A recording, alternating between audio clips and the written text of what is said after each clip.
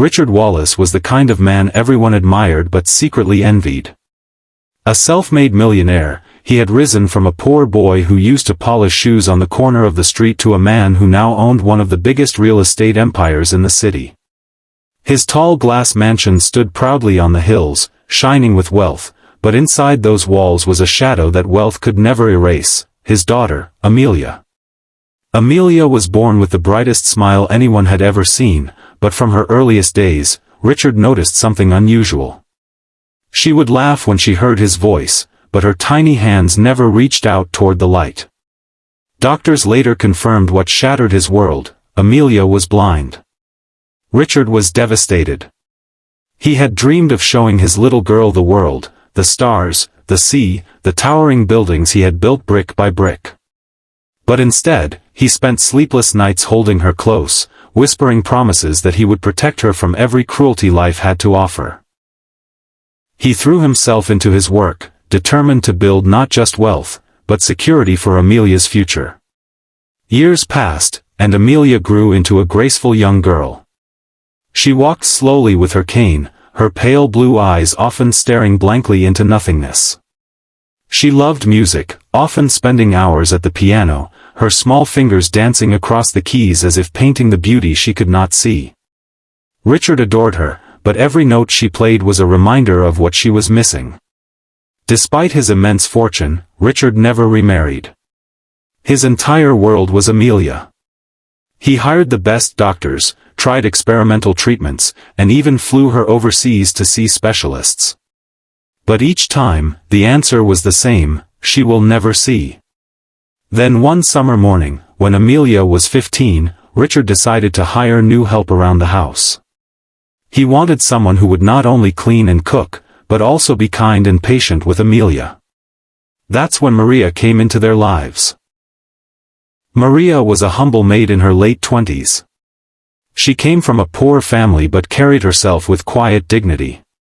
From the very first day, she treated Amelia not as a burden, but as a friend. She read books aloud, described the colors of flowers, and even laughed with her during breakfast. Richard noticed Amelia smiling more, and for the first time in years, he felt hope. But Maria noticed something strange. Little details. Subtle movements.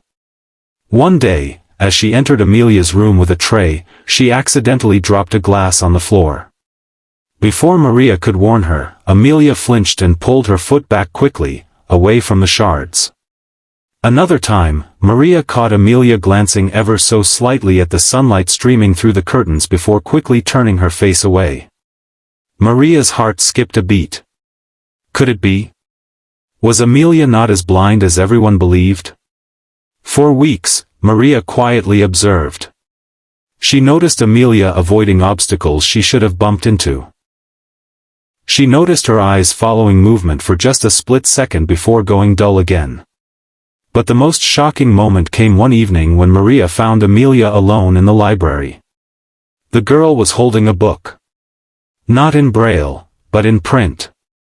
Her finger traced the words slowly, lips moving softly.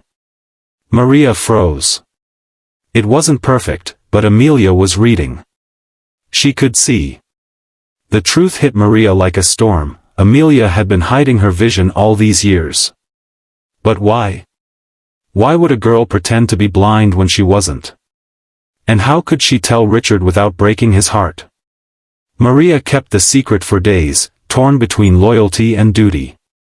Every time Richard looked at Amelia with sadness in his eyes, Maria's chest tightened. She wanted to scream, "Your daughter can see." But something in Amelia's eyes stopped her. There was fear there. A fear deeper than any secret. One night, as Maria tucked Amelia into bed, she couldn't hold back anymore. She whispered, "Amelia, you can see, can't you?"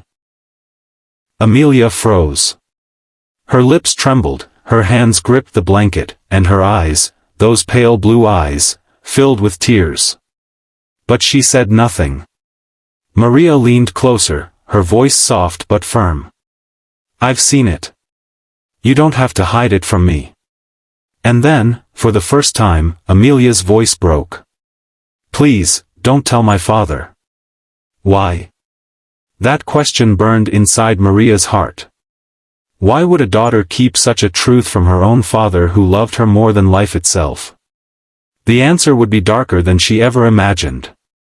Maria could hardly sleep that night. Amelia's trembling plea echoed in her mind, "Don't tell my father." She wanted to protect Richard, but she also knew the weight of such a secret could destroy them all. The next morning, she decided to gently push Amelia to explain. She found her sitting at the piano, her delicate fingers playing a slow, sorrowful melody. "Amelia," Maria said softly, sitting beside her. "Why are you hiding from your father? He deserves to know." Amelia stopped playing. Her shoulders shook as she whispered, "You don't understand. If he knows I can see, I'll lose him." Maria frowned. "Lose him? He adores you. Why would that change?" Tears rolled down Amelia's cheeks. "Because when my mother died, my father broke inside. He couldn't handle it. The doctors told him I was blind, and he swore he would dedicate his life to protecting me. All these years, his love, his time, everything, was because he thought I needed him. If he finds out I'm not blind, he'll move on with his life. He'll forget me. He'll stop loving me the same way." Maria's heart cracked. Amelia's secret wasn't born of cruelty but of fear, a desperate fear of losing the only parent she had left. Days turned into weeks, and Maria carried the secret heavily. But fate has a way of revealing the truth. One evening, Richard returned home early from a business trip. As he entered the library, he froze at the doorway. There was Amelia, sitting on the rug with a book wide open, reading. His heart nearly stopped. The book wasn't in Braille. It was in plain print. "Amelia," Richard's voice trembled. The girl gasped, the book slipping from her hands. She turned pale, her lips quivering. "Father. Richard stepped forward, confusion and disbelief in his eyes. You can see?" The silence that followed was unbearable. Finally, Amelia broke down, sobbing uncontrollably. She threw herself into his arms. "I'm sorry. I didn't want to lose you. I thought if you knew, you'd stop caring, you'd stop being with me all the time." Richard's world shattered again, but this time differently. He held her tightly, his tears falling onto her hair. "Amelia, my love. You think I love you because you're blind? No. I love you because you're my daughter. My everything. Whether you can see or not doesn't change that. Don't you ever think you need to hide who you are to keep my love."